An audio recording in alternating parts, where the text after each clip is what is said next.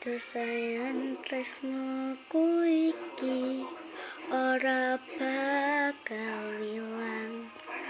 Janji setiamu ini aku isih kelingan, kaya langit rembulan bakal tansah sesandingan.